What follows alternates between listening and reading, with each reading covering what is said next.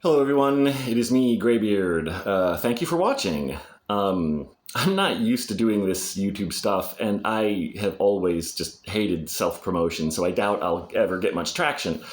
But it is nice to know that some people are watching and are interested. The lighting in here is not great, the sound might not be great, I'm sorry about that, but I want to make a little video. It's not going to be a tour of Kyiv or anything, or my school yet. I'll probably do that later today. I just want to talk about some political stuff. People keep asking me, why are you here? Why do you care so much? And if I start talking about why I am here, I'll start crying because it's pretty messed up situation, and I feel responsible. And I'll get into that in another video. I don't want to talk about that right now. But what I would like to talk about is some of the differences between Ukraine and Russia. In order to illustrate the what's really going on here, right? With no, let's just do this. Okay, if you watch Russian state television, right? You get what the Russian government approves of as a message. And they constantly talk about destroying all of us.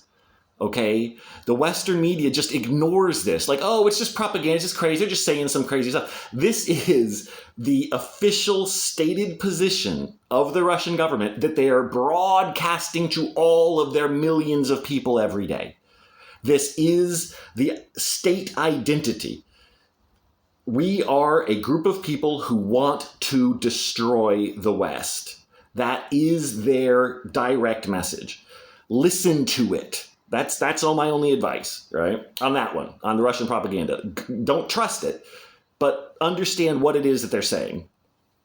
Now, there are some people in Russia who are trying to do independent media. There is a group on YouTube. I got to figure out how to do descriptions correctly because my wife wants me to put my GoFundMe and some stuff like that into the description of this video. I probably will, but I'll put the United 24 donation thing on top of it. I'm getting a little lost in the weeds here. I don't need money as much as Ukraine does. That's all I'm trying to get on that. But when I figure out how to do descriptions, as I do this, I'll put a description for this other YouTube group called the 1420 Project, I think, or just search for it. They are a group of young people in Russia who go out on the streets and ask people their opinions. The vast majority of the time, the people are clearly scared to give their opinions. They state, I cannot give my opinion or I will get arrested. I cannot, they actively let the viewer know that they are not allowed to give their opinions. There is another YouTube channel I follow called The Real Ukraine, or just Real Ukraine. I'll double check that. And they go around and do the same thing in Ukraine. And everybody just dumps their opinions out. No problem. I like Zelensky. I don't like Zelensky. Oh, I used to not support him, but now I do. And all these people who, oh, yeah, we think he's doing a great job. They say, oh, will you vote for him if he runs again? And they're like, ooh, I don't know. The Ukrainians are very harsh towards their political, elites. But they just give their opinions. Right? So you can see, if you go out on the street in Russia, the people are scared to give their opinions.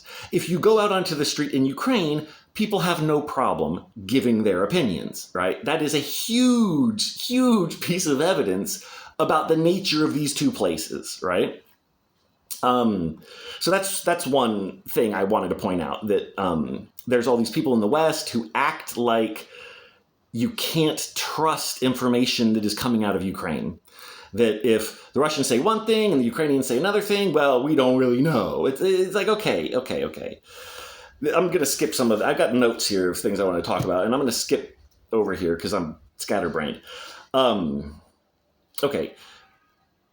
let me backtrack a little. Okay. Official Russian sources are officially untrustworthy, okay? Balanced does not mean repeating obvious lies, right? During World War II, the American media, the Western media, did not spend a bunch of time explaining how the Japanese felt about America and what the Japanese were claiming America was like, right? Like, they spent no time on that, right? And the Japanese spent no time on what America was saying, was going on in America. Now, they should have, because America is a democracy and has freedom of press, and therefore the information is far more likely to be reliable. You still need to check it. There's media bias. Corporate media bias is incredibly... this is one of the problems, is that corporate media bias feels, oh, well, we have to show this, that we're being responsible and we're being this and we're being that. We're being careful about what we say. But the Russian information that they are broadcasting is demonstrably false. So you don't need to claim that, oh, the official Russian sources say this. You can just say, you don't... I mean, yes, you can tell us that they're saying it, but don't act like it's true. That's crazy. And this leads into this other point that I have, that every day the Russians say how many Ukrainians they've killed and how much Ukrainian, armor they've blown up and whatnot. And the Ukrainians do the same thing. Now, neither side is broadcasting their own losses, and there it is. For reasons that are probably very valid. But those numbers are not for us. They're not broadcasting this stuff in order to influence our opinions. These are the official Russian numbers, the official Ukrainian numbers. These are the numbers that they use. These are the numbers that they use to make all of their decisions. Where are we going to send these reinforcements? Who needs the most ambulances? Where do we need to send more, whatever, ammunition, this, that? Who needs to be rotated to rest? All of that comes from these numbers. If the Ukrainians don't want to die and have their families be murdered and every horrific thing that happened in Bucha to happen to them and their loved ones, they need to win this war, and these numbers need to be accurate. They need to be accurate for that to be possible, okay? The Ukrainians do everything they can to ensure they are using accurate information, and those are the numbers that we're seeing from their side. The Russians, on the other hand, their families are fine. They are in a foreign country, and they've got a guy behind them with a gun saying, how many Ukrainians did you kill today? Oh, shit. Well, I didn't kill any, but I can't tell him that. Oh, we killed 10. Whatever. Okay, just 10. Just 10. Not that many. But repeat that all along the front line, thousands of kilometers. Repeat that. Oh, I blew up a tank. Yeah, we blew up a tank. We blew up a tank. Yeah. It was a Leopard 2. Okay. It's just a lie. It's easy. They can just say it, right? But then when everybody else repeats it, all of a sudden they've blown up 50 Leopard tanks in the last week. It's like, no, they haven't, man. No, they have not. Okay? But then that guy with the gun, he gets all those numbers together. He goes, oh, these look pretty good. I know they're lying. But if I tell the guy behind me with the gun that these numbers are not correct and it's actually way worse, I get killed because of them. So I'm not doing that. I'm just passing this up. And that's the way it goes, all the way up to the bunker, all the way up to Putin. He doesn't even use the internet. He gets this information and believes it. They are using these official numbers to make their decisions, which is why they are losing. All right, now this is going to bring me into my kind of last point here, because this is going to be a 10-minute video. But they are losing, right? Because of this, because of not just this, but because of things like this. Their whole army is corrupt and it's falling apart. But it's huge. It's, chopping down a big tree. It takes a while, right? But when you're, a quarter of the way through, it's not like you're not chopping down the tree. You are winning. You are chopping down the tree. But it's big. It's going to take a minute. But once it starts falling, man, they tend to go quick.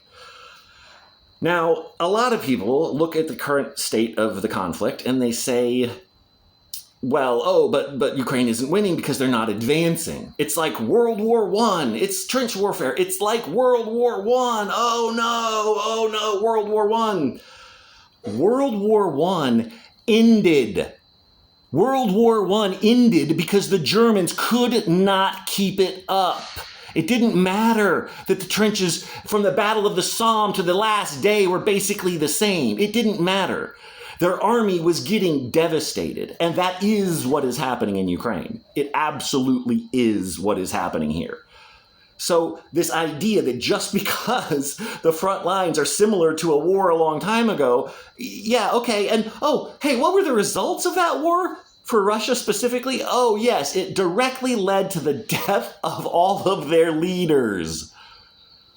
Bring on the World War I comparisons, fellas. I am fine with that because that army is breaking.